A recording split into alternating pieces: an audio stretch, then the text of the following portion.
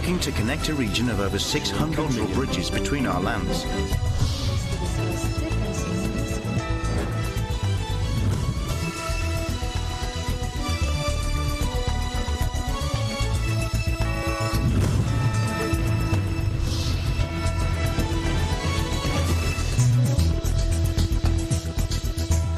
Good evening, I'm Alma Angeles, and you're watching ASEAN in Focus. On today's headlines.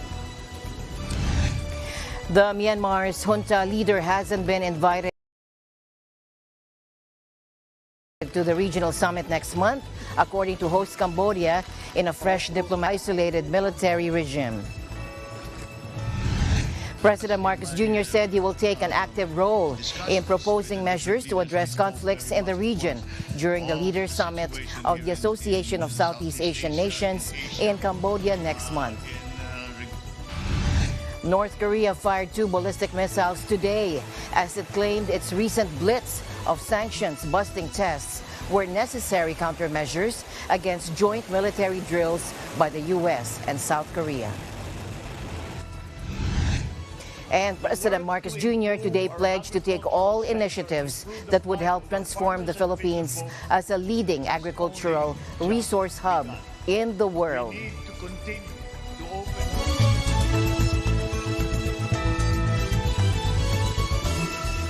And tonight, Myanmar's junta leader hasn't been invited to the regional summit next month. That is according to the host, Cambodia, in a fresh diplomatic snub for the isolated military regime. Linking the invitation to progress in the implementation of the 5-point consensus, a Cambodian foreign ministry spokesman said the junta had been invited to nominate a non-political representative for the upcoming ASEAN summits. And this means junta chief Min Aung Hlaing would not be allowed to attend, just as his top diplomat was barred from foreign ministers' gatherings in Phnom Penh in February and August.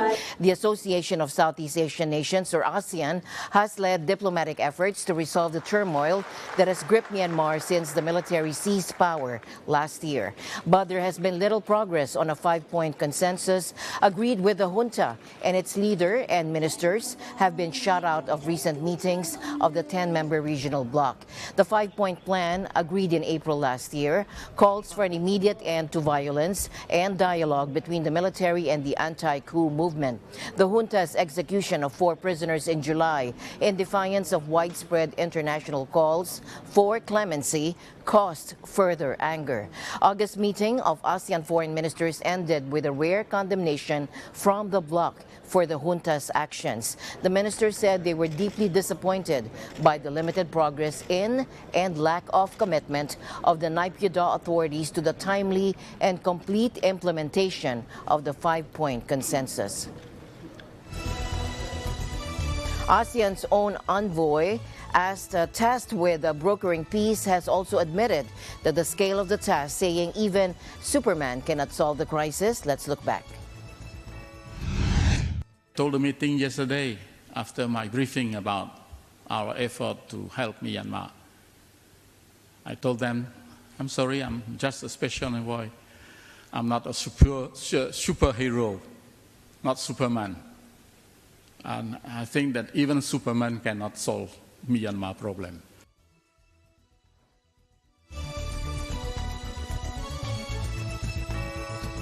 Meanwhile, Myanmar's junta has jailed a Japanese filmmaker for 10 years for encouraging dissent against the military and violating an electronic communications law. Toru Kubota was sentenced by the court in Yangon's insane prison on Wednesday, according to a diplomat at Japan's embassy in Myanmar, adding that the filmmaker's trial for violating immigration law was still continuing. Kubota, 26, was detained near an anti-government rally in Yangon in July, along with 2 Myanmar citizens. He was initially charged under a law that criminalizes encouraging dissent against the military and with breaching immigration charges. The dissent charge carries a maximum 3-year jail sentence and has been widely used in the crackdown on opposition to the coup. According to a profile on Film Freeway, Kubota has previously made documentaries on Myanmar's Muslim Rohingya minority and refugees and ethnic issues in Myanmar. North Korea fired 2 ballistic missiles today as it claimed its recent blitz of sanctions-busting tests were necessary countermeasures against joint military drills by the U.S. and South Korea. Take a look. As the United Nations Security Council met to discuss Pyongyang's Tuesday launch of an intermediate-range ballistic missile over Japan, North Korea blamed Washington for escalating the military tensions on the Korean peninsula. The recent launches, 6 in less than 2 weeks, were the just counteraction measures of the Korean People's Army on South Korea, U.S. joint drills, Pyongyang's foreign ministry said in a statement today. Seoul, Tokyo, and Washington have ramped up joint military drills in recent weeks, including large-scale naval maneuvers and anti-submarine exercises. The U.S. will redeploy the nuclear-powered USS Ronald Reagan to waters east of South Korea for a second visit in less than a month, according to Seoul on Wednesday. North Korea's foreign ministry said in a statement carried by the official KCNA that this posed a serious threat to the stability of the situation on the Korean peninsula. Early on Thursday, South Korea's military said it had detected 2 short-range ballistic missiles launched from the Samsok area in Pyongyang towards the East Sea, also known as the Sea of Japan. The first missile traveled 358 kilometers at a maximum altitude of around 80 kilometers, according to their analysis, with the second flying 800 kilometers at an altitude of 60 kilometers. It appears to be the first time North Korea has fired from Samsok. An official from Seoul's Joint Chiefs of Staff said. Tokyo also confirmed the launches, with Defense Minister Yasukazu Hamada telling reporters that it was important not to overlook the significant improvement of North Korea's missile technology. In other news, President Marcos Jr. said he will take an active role in proposing measures to address conflicts in the region during the Leaders Summit of the Association of Southeast Asian Nations in Cambodia next month. However, he also stressed that ASEAN must have a united front in addressing conflicts in the region. Take a look. In my discussions with the different leaders, we spoke very much, of course, of the situation here in the Southeast Asia, in Asia, in regards to the intensifying non-violent conflict, but push and pull between China and the United States over Taiwan. And again, we were reminded 2 days ago of what we may have forgotten a little bit, that North Korea remains a threat to the peace in the region. And it's my belief that we must strengthen our organizations, and specifically in this case, I'm talking about ASEAN. And I think ASEAN can do more than it has done thus far. And in fact, in the upcoming ASEAN conferences that are coming up in November, I intend to propose several actions that ASEAN can take specific to the different conflicts that we are seeing in our region. And if the Philippines can play a part, then that would certainly be a good thing. We have the issue of Myanmar and the Rohingya situation, and we have as yet been unable to bring Myanmar to the table. And I think it's time to put forward some concrete proposals on what we can do to, at the very least, bring the at least representatives of the military government to the table so we can begin to talk about these things. I'm a great believer in engagement. And I think once the lines of communications have closed, then any hope of a compromise has ended. So let us continue with that. But again, we must present a united front, and that is something that I believe is the best way forward. Simply because the moral suasion, at the very least, of several member countries of ASEAN is probably, in many ways, more effective than just a single country. Although we don't dismiss bilateral contacts, bilateral negotiations, multilateral negotiations outside of ASEAN, within ASEAN. Again, I think we should continue to try and push our member neighbors to present that united front and to move that united front forward so that we can say that ASEAN as a political, geopolitical aggregation, economic aggregation, has certainly shown that it has a function to do in the normal scheme of the geopolitics, but when crisis comes, that they come to the fore.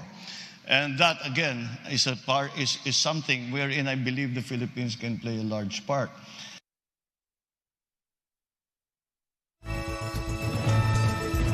Vietnamese fisherman Nguyen Van Loc has been attacked by Chinese Coast Guard vessels so many times that he has lost count.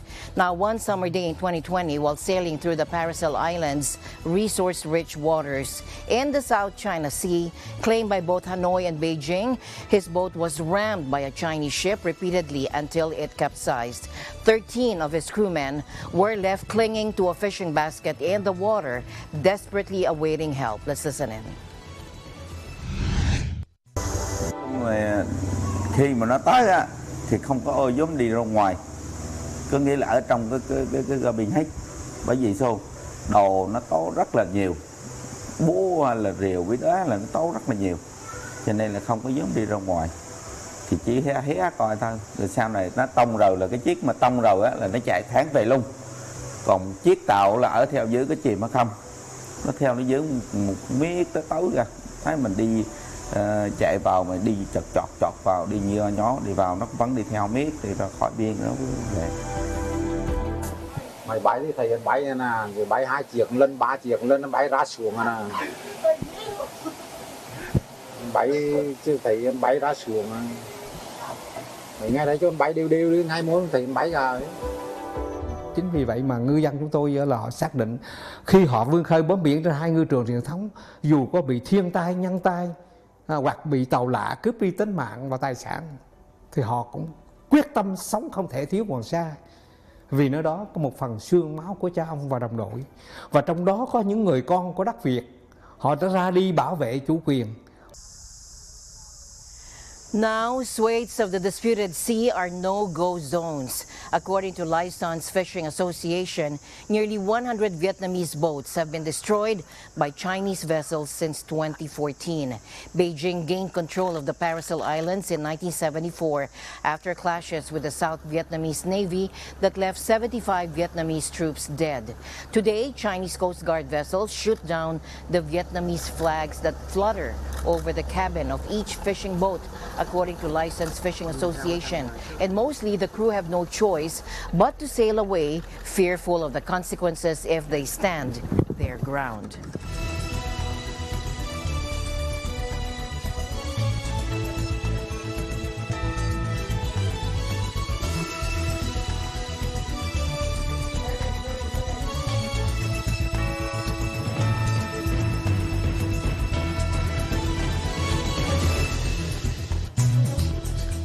Now, in the decade under President Xi Jinping, who's expected to secure a record 3rd consecutive term in office this month, China has dramatically expanded its presence in the sea.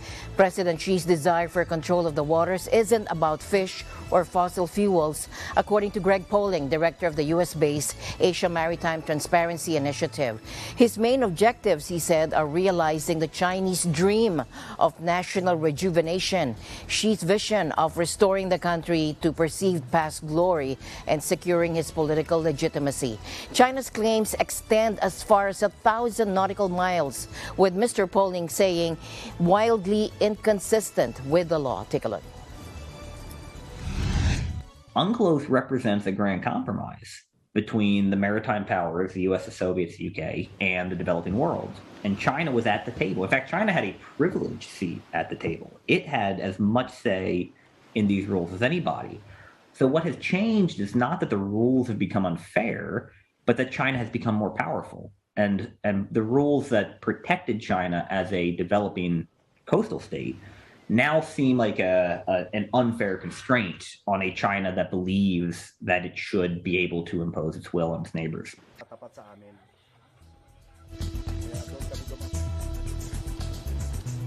China's aggressive quest for control over the South China Sea is more about prestige than control of resources. Now, that is according to Shariman Lockman of the Institute of Strategic and International Studies in Malaysia. Again, let's listen in. Essentially, the Vietnamese and the Philippines have been dealing with Chinese incursions into their EEZ for the better part of maybe 40 years. We never experienced it until maybe 2013. That was when we first began to see Chinese Coast Guard ships enter our exclusive economic zone. Essentially, what China wants in the South China Sea is for the other countries, the other littoral states, to acknowledge that China has a legitimate claim, that it has legitimate rights towards the oil and gas in the area and fisheries. It's more about prestige, more about a sense of that they have overcome the humiliations of the past, rather than actual access to those resources. Those resources don't matter as much to them.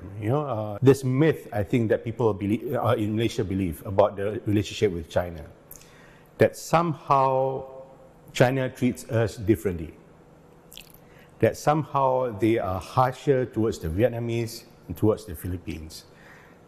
But it's actually a matter of proximity, But for some reason, that has led to this funny delusion that in this country that somehow, okay, you know what, we are the favorite partner here, favorite little brother, basically.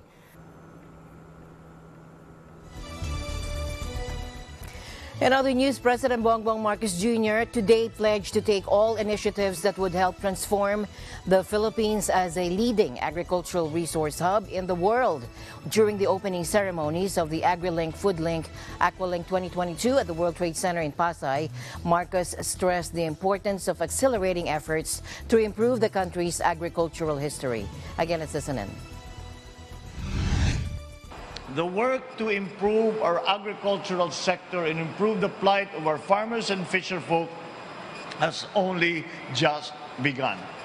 We need to continue to open more opportunities to improve their well-being. We are presently only playing catch-up.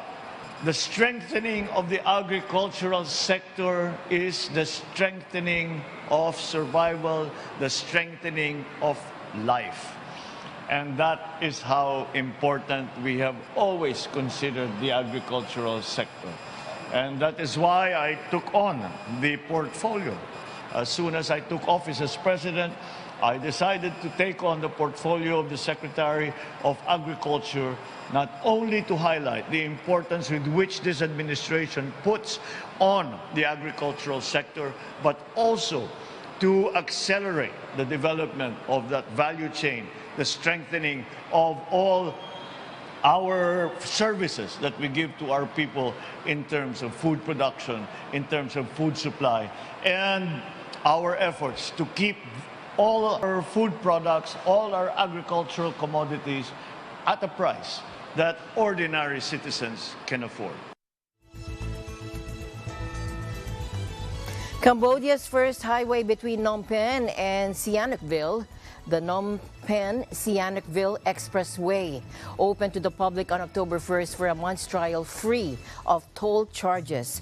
The $2 billion road, built by the China Road and Bridge Corporation, took 3 years to construct.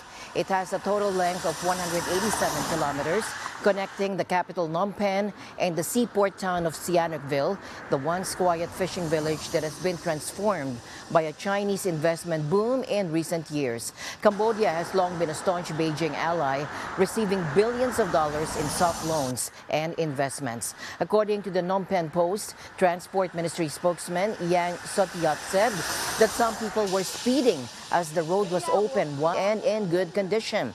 Kim Pagna, director of the Asia Injury Prevention Foundation, said that the violation of the rules by some motorists could be due to a lack of information or their excitement about the new expressway, and of these issues are what the Transport Ministry needs to work on to avoid future dangers. He also urges the ministry to work on some other technical aspects, such as creating a smartphone app to facilitate tolls and equipping more CCTV cameras, as well as educating people not to cross into the other lane on the expressway.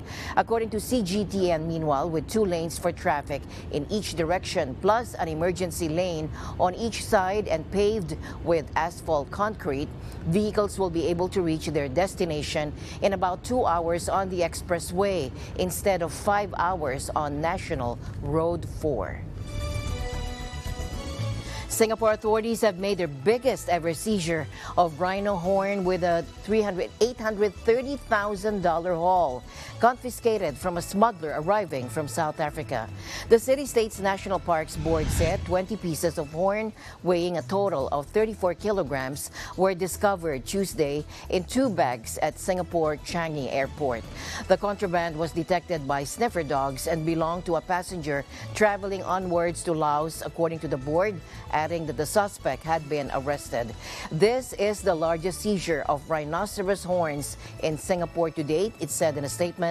Rhinos are protected under the Convention on International Trade in Endangered Species of Wild Fauna and Flora, or CITES, and international trade in their horns is prohibited.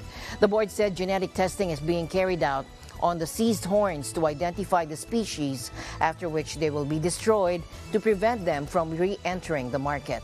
Rhino horns are considered status symbols and believed to have medicinal properties in parts of Asia. They're also carved into jewelry and household items, including combs, button, and belt buckles. And Vietnam has asked Netflix to stop showing South Korean drama series Little Women in the Southeast Asian country, alleging the series distorted events of the Vietnam War, according to state media. Take a look. In episode 8 of the 12-part drama, which is loosely based on the novel of the same name by Louisa May Alcott, a war veteran from South Korea is seen bragging about the kill-to-death ratio between troops from his country and the Viet Cong. More than 320,000 South Koreans were sent to Vietnam between 1964 and 1973 to fight alongside U.S. soldiers, and they have long faced allegations that they committed mass killings of Vietnamese civilians. The war veteran in the series, a Korean, tells one of the main characters in the show that in our best battles, the kill-to-death ratio for Korean troops was 20-1. That's 20 Viet Cong killed for 1 Korean soldier dead. He then goes on to say the ratio was even higher in South Korea's favor among the country's elite soldiers. It's not known how many North Vietnamese soldiers were killed by South Korean troops during the war. The streaming service was told to remove the show by Wednesday, according to state media, although the series was still available to watch by the afternoon. Australian spy show Pine Gap and Chinese rom-com Put Your Head on My Shoulder were pulled from Vietnam last year and in 2020 respectively, over scenes containing a map of the South China Sea showing Beijing's claims in the Flashpoint waterway. U.S. political drama Madame Secretary was also removed from the country in 2020 over a scene which captioned central Vietnam's Hoi An ancient town as fooling China. As my usual habit, I'd like to end the day on a positive note. Let's encourage and build each other up so that no one is left behind. And that's it for tonight's broadcast of ASEAN in Focus. I'm Alma Angeles. Stay in the news because we live in extraordinary times. Good night.